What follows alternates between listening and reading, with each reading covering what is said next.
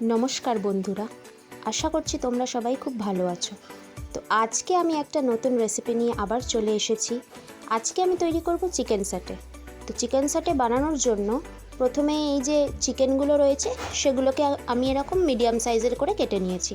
আমি কিন্তু এখানে সলিড পিস নিয়েছি সব কটাই।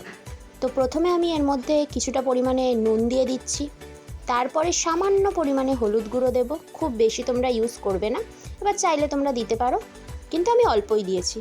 তারপরে এখানে কিছুটা আমি টক দই মিশিয়ে নিচ্ছি। টক দইটাও তোমরা নিজেদের ইচ্ছা মতো দিতে পারো, আমি এখানে খুব বেশিও দিইনি, খুব কমও দিইনি।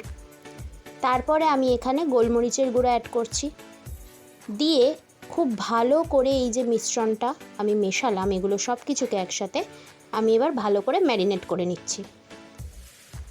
খুব ভালো করে কিন্তু তোমরা জিনিসটাকে ম্যারিনেট করবে, যেন প্রত্যেকটা মাংসের গায়ে প্রত্যেকটা জিনিস খুব ভালো করে লাগে। এবার তোমরা দেখো আমি কিন্তু খুব ভালোভাবে ম্যারিনেট করে নিচ্ছি, তোমরাও এরকমভাবেই কিন্তু ভালো করে ম্যারিনেট করে নেবে। দেখো তোমরা এটা একটু ভালো করে ম্যারিনেট করে নেওয়ার পরে আমি একটা আদার কুচি আর এক টুকরো রসুন নিয়েছি। তো সেটাকে আমি একটুখানি গ্রেট করে তারপরে আমি দিয়ে দিচ্ছি হচ্ছে সেই ম্যারিনেট করা মাংসটার মধ্যে। এবং তারপরে এর মধ্যে আমি একটা মশলা অ্যাড করব, সেটা হচ্ছে ভাজা মশলা। তো তোমরা নিজেরা সেটা বাড়িতেও বানাতে পারবে। কিভাবে বানাবে আমি বলে দিচ্ছি, শুনে নাও। প্রথমে কড়াইতে একদম শুকনো খোলাতে একটু ধনে আর একটু জিরে ভেজে নিতে হবে। ভাজার পরে সেটা একটু ঠান্ডা করে মিক্সার গ্রাইন্ডারে গ্রাইন্ড করে নিলেই ওই মশলাটা তৈরি হয়ে যায়। ঠিক আছে, ওই যে ভাজা মশলাটা, সেই মশলাটা আমি এর মধ্যে মিশিয়ে দিচ্ছি। এবং তোমরা যদি এই স্পেশাল ভাজা মশলাটার রেসিপি দেখতে চাও তাহলে অবশ্যই আমাকে কমেন্ট সেকশনে কমেন্ট করো, আমি তোমাদের সাথে সেই রেসিপিটা শেয়ার করে দেবো। তো দেখো তারপরে আমি যে যে জিনিসগুলো মেশালাম সেগুলোর সাথে আবার মাংসটাকে আমি ম্যারিনেট করে নিচ্ছি, কিন্তু খুব ভালোভাবে কিন্তু এই ম্যারিনেটের কাজটা তোমাদেরও করতে হবে। তো এরপরে মাংসটাকে কিন্তু আমাদের অনেকক্ষণ ধরে একটুখানি রেস্টে রেখে দিতে হবে, কারণ যত আমরা এটাকে রেস্টে রাখবো মাংসটা তত বেশি পরিমাণে সফট হবে, এবং যখন তুমি এটা ফ্রাই করবে তখন মাংসটা খুব ভালোভাবে ফ্রাই হবে। তোমরা চাইলে এটাকে 1 ঘন্টার জন্যও রেস্টে রাখতে পারো, কিন্তু তোমরা যদি মনে করো হাতে কম সময় আছে তাহলে সেটা তোমরা আধা ঘন্টার জন্যও রেস্টে রাখতে পারো। এরপরে দেখো আমি ক্যাপসিকাম আর পেঁয়াজ নিয়েছি, সেগুলোকে আমি একটা নর্মাল সাইজে কেটে দিয়েছি, ওই রকমভাবেই তোমরা কেটে নেবে। তারপরে আমি যে মাংসটা ম্যারিনেট করে রেখেছিলাম সেটার সাথে ওই ক্যাপসিকাম আর পেঁয়াজের কুচিগুলোকে মিশিয়ে নিচ্ছি। এবং আমি তারপরে এই স্টিকগুলো নিয়ে নিচ্ছি, তোমরা তো সবাই চেনো এই স্টিকগুলো।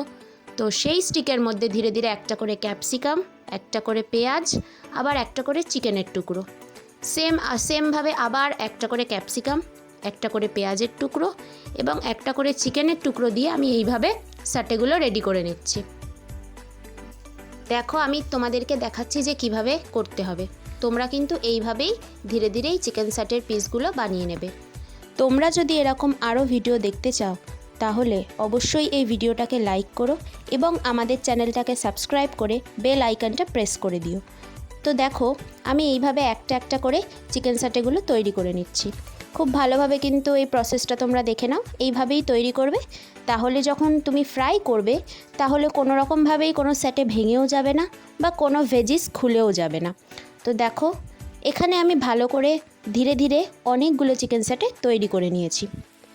এরপরে আমি একটা মিশ্রণ তৈরি করে নেব, সেখানে আমি কিছুটা কর্নফ্লাওয়ার আর ডিম দিয়ে ভালো করে ফেটিয়ে নিচ্ছি এবং তোমরা একটা ব্যাটার বানাবে। তারপরে একটা একটা করে চিকেন স্যাটে নেবে এবং সেই ব্যাটারের মধ্যে ডিপ করবে এবং তারপরে ফ্রাইং প্যানে তেল দিয়ে সেগুলোকে একটা একটা করে ভেজে নেবে। খুব সাবধানে এই প্রসেসটা কিন্তু করতে হবে, যাতে কোনোভাবেই কোনো স্যাটে ভেঙে না যায়। তো তোমরা দেখো এখানে ফ্রাই হচ্ছে, তোমরা কিন্তু এভাবেই ফ্রাই করবে। এই সময় তোমরা গ্যাসের ফ্লেমটাকে কিন্তু একদমই বাড়াবে না, মিডিয়ামে রাখবে, যাতে ভেজিসগুলো এবং চিকেনগুলো খুব ভালোভাবে ফ্রাই হতে পারে। অতিরিক্ত পরিমাণে যদি গ্যাসের ফ্লেমটা বাড়িয়ে দাও তাহলে হয়তো বাইরে থেকে সেটা হয়ে যাবে, কিন্তু ভেতর থেকে কিন্তু জিনিসটা সিদ্ধ হবে না। সেই কারণে হাই ফ্লেমে না করে তোমরা মিডিয়ামে রাখবে, যাতে সব কিছুই ভালোভাবে সিদ্ধ হতে পারে। তো তোমরা দেখো আমরা এবার একটা একটা করে ভেজে নিয়েছি খুব ভালোভাবে, এরকম লাল লাল করেই তোমরা ভাজবে। তো তোমরা যদি মনে করো যে এতটা লাল করবে না তো তোমরা সেটাও করতে পারো, আমি একটু লাল লাল করেই ভেজেছি। এরপরে দেখো পাশে আবার আমি একটা সস তৈরি করে নিয়েছি। প্রথমে আমি কড়াইতে অল্প একটু তেল দিয়ে তার মধ্যে রসুন কুচি দিয়ে দিয়েছিলাম।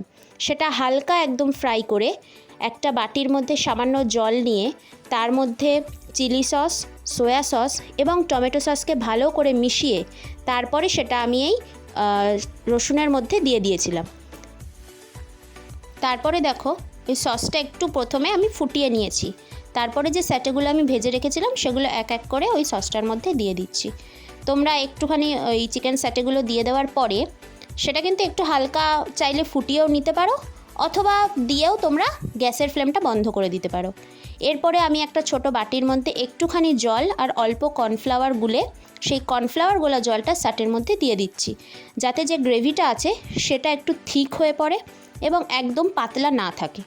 তো তারপরে একটুখানি আমি ওর সাথে ভালো করে মিশিয়ে নেওয়ার পরে গ্যাসের ফ্লেমটা বন্ধ করে দিচ্ছি। তো এরপরে দেখো আমি একটা একটা করে স্যাটে তৈরি করে নিয়েছি এবং স্যাটেগুলোকে তুলেও ফেলছি। এবার কিন্তু তোমরা বুঝতেই পারছো যে রেডি হয়ে গেছে টেস্টি টেস্টি চিকেন স্যাটে। তো সবাই মিলে বাড়িতে বানাও এবং আমাকে কিন্তু কমেন্টে অবশ্যই জানিও যে রেসিপিটা তোমাদের কেমন লাগলো। তো দেখো তোমরা, এবার আমি ধীরে ধীরে চিকেন স্যাটেগুলো একটা কন্টেনারের মধ্যে তুলে নিচ্ছি। খুব ভালোভাবে প্রসেসটা করবে, যেহেতু চিকেন স্যাটেগুলো এখন খুব নরম রয়েছে তো ভেঙে যাওয়ার একটা চান্স থাকতে পারে। ধীরে ধীরে তোমরা কিন্তু একটা পাত্রের মধ্যে চিকেন স্যাটেগুলো তুলে নেবে। আজকের জন্য এটুকুই, দেখা হচ্ছে নেক্সট ভিডিওতে।